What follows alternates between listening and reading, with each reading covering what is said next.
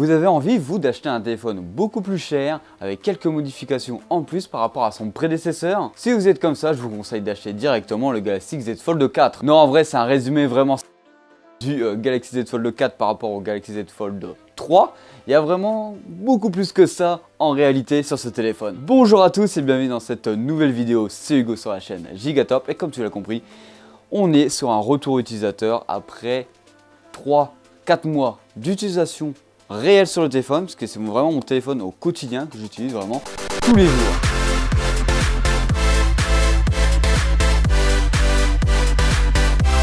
Avant d'aller plus loin, n'hésite pas à t'abonner, à liker, ça s'affichera juste ici.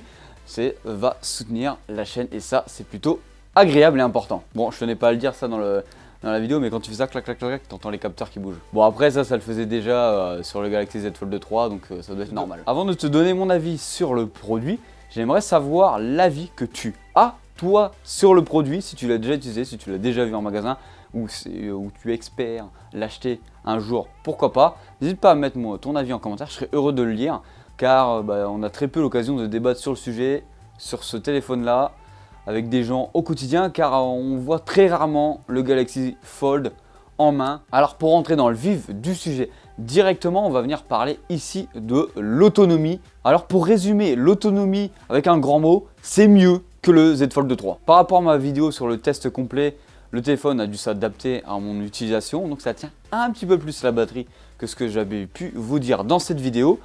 Mais avec mon utilisation, c'est vrai que c'est quand même difficile de tenir la journée. Moi je suis quelqu'un qui joue beaucoup, qui utilise beaucoup mon téléphone, que ce soit pour appeler, regarder du divertissement sur YouTube, Twitch, un petit peu de TikTok, ou même pour prendre des notes avec mon stylet. On en reparlera un petit peu après du stylet. Ça tient pas la journée. Il m'est arrivé quelquefois de tenir 2 jours avec celui-ci, mais je m'étais un petit peu restreint dans l'utilisation de celui-ci, car je savais que je n'allais pas tout simplement pouvoir recharger mon téléphone, donc je n'utilisais pas du tout mon téléphone, ou presque pas du tout, juste pour téléphoner et aller rechercher quelques informations sur Google Maps, en gros les choses importantes pour l'aventure dans laquelle je m'étais embarqué.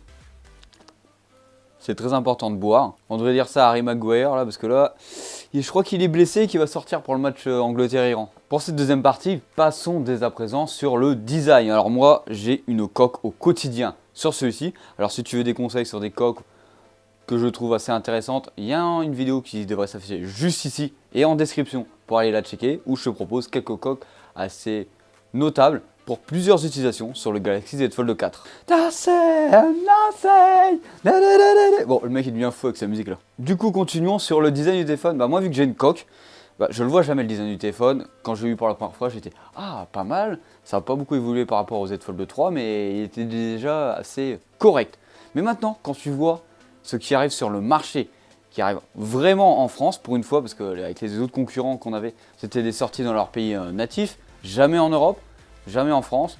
J'ai vu le Huawei en réel, franchement le Huawei bien plus joli et ça respire beaucoup plus la fraîcheur, tu sens du premium vraiment sur celui-ci par rapport au Z Fold 3. Bon, sur le Z Fold 4 ça a changé, c'est un petit peu mieux, mais quand tu vois arriver les Vivo, les Xiaomi qui ont un design bien différent, même le Oppo, on peut se poser des questions sur est-ce qu'on est sur un design parfait sur ce Galaxy Z Fold 4. On a eu des images, encore une fois, parce qu'on a des images tout le temps qui changent chaque année parce qu'on ne sait pas quand est-ce qu'il sort, du Google Fold Pixel, du Pixel Fold. Si ça ressemble vraiment à ça, il est vraiment plus joli que le Galaxy Z Fold 4. Après ça, c'est les goûts et les couleurs. Je vous invite à aller voir par vous-même les designs de ces téléphones-là pour vous donner un avis sur le sujet. Alors avec le peu de design qui ressort sur ma coque, c'est la charnière qui est ici et la charnière prend énormément les traces de doigts. C'est vrai que c'est brillant. Alors moi j'ai pris la couleur bordeaux, j'ai pu voir la version grise, si je me souviens bien si c'est bien ça le nom. Les traces de doigts ça se voit beaucoup plus sur la version bordeaux, on est d'accord. Après, c'est pas trop une couleur bordeaux réellement. Il y en a beaucoup qui ont cru que le téléphone était rose ou qu'il y avait plus une couleur violette plutôt qu'un vrai bordeaux. Maintenant passons sur ce qui est le plus demandé sur les téléphones pliants. Est-ce que c'est solide un téléphone comme ça? Moi je vous avais répondu pour le Galaxy Z Fold 3 que oui. L'Angleterre vient de marquer. Que oui, c'est vraiment solide. C'est comparable à des téléphones actuels. De toute façon tu le fais tomber, un téléphone actuel, il va tomber sur un caillou, il va tomber sur une mauvaise chute, voilà, tout simplement, il va être mort. Là c'est pareil. J'ai dû le faire tomber 2-3 fois sur les téléphones là, beaucoup plus que le Fold 3. aucun star dessus. Peut-être que la coque est exceptionnelle et donc c'est parfait. Mais j'ai eu celui d'un confrère qui est tombé une seule fois. On a eu un star sur la charnière, même s'il a la même coque que moi. Donc il y a juste un star sur la charnière, l'écran n'est pas cassé. Je vous mets les images en direct pendant que je parle. Donc on a juste un gros star. Donc pour la revente, c'est vrai que ça va être difficile. Mais dans son fonctionnement, il est toujours en vie le téléphone. Alors personnellement, pour moi, ça respire la qualité. On est vraiment sur un produit premium et solide. Après, ça peut arriver à monsieur tout le monde ou à n'importe qui. Même à moi, ça peut m'arriver qu'il y a un problème sur l'écran, sur la charnière, ça arrive. Il y a toujours des erreurs de conception. Alors le seul problème que je peux avoir dans la solidité du téléphone, c'est dans la charnière. Vu que moi, j'utilise le téléphone par exemple quand je vais sur des chantiers, même quand je vais à la plage, j'utilise ce téléphone-là comme si j'utilisais un téléphone classique. Je me dis pas, j'ai un téléphone pliant, il faut que je fasse plus attention qu'avec l'utilisation d'un autre téléphone lambda. Je viens de voir ça, mais l'Iran, ils ont marqué, c'est étonnant. Bah c'est vrai qu'avec un petit peu de poussière et un petit peu de sable, si tu ne la nettoies pas avant de rouvrir ton téléphone, voilà tout simplement, bah tu vas entendre quelques cracks, voilà, quand tu vas ouvrir ton téléphone. Et là, ça va te faire grincer des dents, ce que tu vas dire, ouh, là je dois casser quelque chose à l'intérieur. Alors, je sais pas si ça fait réellement quelque chose à l'intérieur, mais quand tu utilises ce téléphone, tu n'aimes pas du tout entendre ce son. Maintenant, passons sur l'écran. Ou en tout cas, les écrans, parce qu'on en a deux sur ce téléphone-là. Le grand écran qu'on a à l'arrière qui va venir s'ouvrir. Et là, tu vois déjà qu'avec le texte que j'ai écrit, bah il y a déjà beaucoup de traces de doigts quoi, ça prend beaucoup les traces de doigts cet écran là et énormément la poussière elle s'accroche beaucoup et tu as tout le temps l'impression que le téléphone est sale. Parlons plus sérieusement, hormis la saleté sur l'écran, bah, que ce soit cet écran là ou l'autre écran, c'est très bien calibré. On est chez Samsung, donc Samsung ça sait faire des écrans, c'est vraiment très propre, très correct. Le seul bémol que je peux trouver dessus, bah c'est de la luminosité. On est sur un OLED, on est d'accord, quand il y a du soleil, bah on voit rien sur l'écran. Faut vraiment plisser les yeux ou essayer de se faire un petit peu d'ombre quand même quelquefois. Même si c'est vraiment très bon au soleil, c'est vrai que c'est compliqué dans certains moments de voir son écran. Bon, sérieusement, la pliure sur l'écran, quand tu l'utilises, tu ne la vois pas. Tu es en face de l'écran, tu ne vois pas la pliure. C'est sûr que si tu es un personnage annexe de la vie du mec qui utilise le Fold, tu vas voir la pliure, tu vas la voir, c'est sûr. Mais quand tu utilises le téléphone, tu n'y prêtes plus attention. Et ça, on est d'accord, elle est présente. Tu la touches au doigt, tu la sens, mais c'est pas une réelle gêne, c'est pas un réel défaut pour ne pas utiliser ce téléphone. Pour continuer sur les écrans, c'est un petit peu mon utilisation.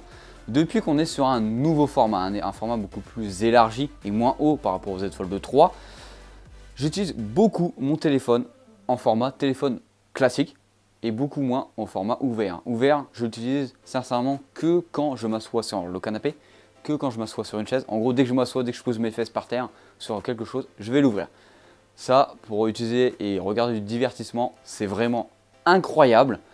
Mais pour marcher dans la rue, l'ouvrir, c'est beaucoup plus compliqué. Pour écrire un texto très rapidement, ça, voilà. Pour demander OK Google, qui marche très bien sur ce téléphone-là. Bon, hormis Google, des fois il déconne, il n'a pas envie de marcher. Bah, j'utilise que mon téléphone comme ça. Maintenant, passons sur la photo. La photo, c'est un sujet qui est vraiment très demandé sur les téléphones. C'est vraiment bon, c'est correct, c'est le niveau d'un S22, c'est bien meilleur que la plupart des téléphones qu'il y a sur le marché, mais c'est pas au niveau d'un ultra premium. C'est correct, tu vas voir énormément de possibilités, le grand angle, faire des zooms, faire des photos classiques. Les photos seront belles, mais à côté de ça, tu as un S22 Ultra, tu as un iPhone 14 Pro, tu as le Huawei Mate 50 Pro qui est le meilleur en photo, soi-disant selon des Xmark. Bah ça va vraiment rien avoir à côté de ce téléphone là. Même si c'est vraiment bon. Alors pour ceux qui suivent la chaîne, ils savent très bien que j'aime pas du tout la caméra qu'il y a sous l'écran, donc je vais pas trop en parler. Maintenant passons sur les applications, que ce soit les jeux, les applications de réseaux sociaux, les applications de banque, les applications de crypto, de trading ou autres, voilà, etc. Pour la plupart, ils sont tous adaptés maintenant, on est d'accord, c'est vraiment propre. Il y a juste certains jeux où c'est vraiment des jeux lambda, peu connus sur le marché, donc c'est normal, les développeurs ils ne sont pas dit on va adapter notre jeu pour des téléphones comme ça, car ce n'est pas clairement la cible, hein, c'est pas le grand public qui va acheter un Galaxy Z Fold, voilà. Passons sur quelques points très rapides, le multitâche et le stylet. Alors le multitâche, c'est innovateur, etc., etc., mais j'utilise vraiment très rarement. C'est vraiment quand je vais utiliser plusieurs applications en même temps. Après tu vas me dire c'est le principe du multitâche, mais je l'utilise beaucoup moins que sur un PC où je vais avoir besoin de 3 écrans pour travailler, alors que sur le téléphone c'est un petit peu plus rare que j'utilise quand même. Le stylet, toujours incroyable. Dommage, le seul bémol, qu'il ne soit pas embarqué directement dans le téléphone. Alors les plus, par rapport à beaucoup de téléphones pliants, ce téléphone-là, il va sous l'eau, il résiste à l'eau. C'est l'argument premier pour moi dans mon choix des téléphones pliants, c'est que le téléphone va sous l'eau. Le deuxième plus, c'est que c'est du Samsung. En gros, tu vas me dire c'est quoi? C'est du Samsung. Tu as l'écosystème Samsung, que ce soit dans le téléphone.